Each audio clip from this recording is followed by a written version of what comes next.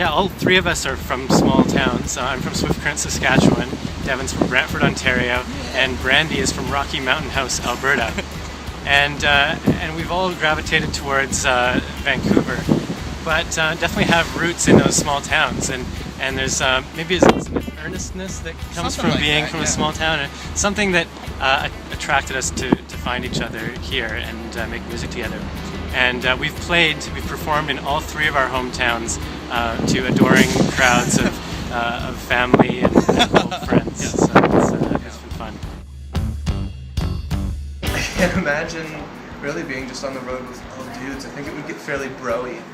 I mean, Brandy's just a dude too, but it's I am a bit dudish. kind of makes us keep it clean. But I think at the same token, it's kind of nice to, I mean, I've done the tours where I'm the only girl, and I do that with Beekeeper all the time. Yeah. And I've done the tours with, a hefty amount of girls on tour as well. And I think that a lot of girls on tour gets a bit dangerous. Well, I heard all your as well. haircuts align.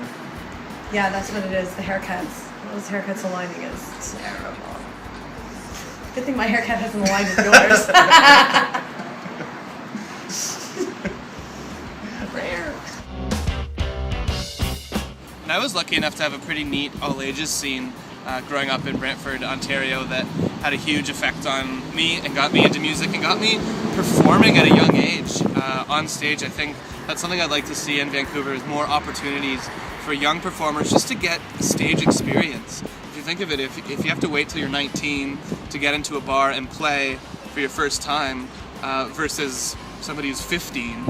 Somebody who's 15 and has been playing at punk shows and stuff, they've got 4 more years of stage experience, and that is a good thing.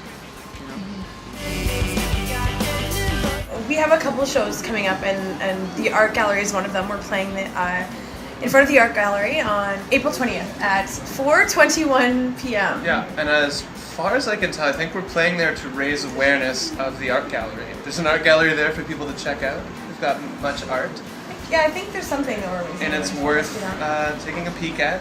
I think it's going to be quite fun. I like art, so I think it'll be great. Legalize art. Let's see if we get kicked off the show after this comes out. A unique thing about Beekeeper is, for me as a drummer, is that I have the opportunity to be at the front of the stage, and that's pretty uncommon for drummers. Typically, we're at the back of the stage with no lights on us. In the shadows. Yeah, and so in Beekeeper, it's been really nice for me to be up at the front with Brandy and Devin, and to be able to interact with the crowd, and for a couple songs, even get up from behind the drums and sing. And that's been really exciting. We're a band of only 3, but we want to be the biggest 3 you've ever seen, and that involves kind of being 3 front people in different ways, but yeah.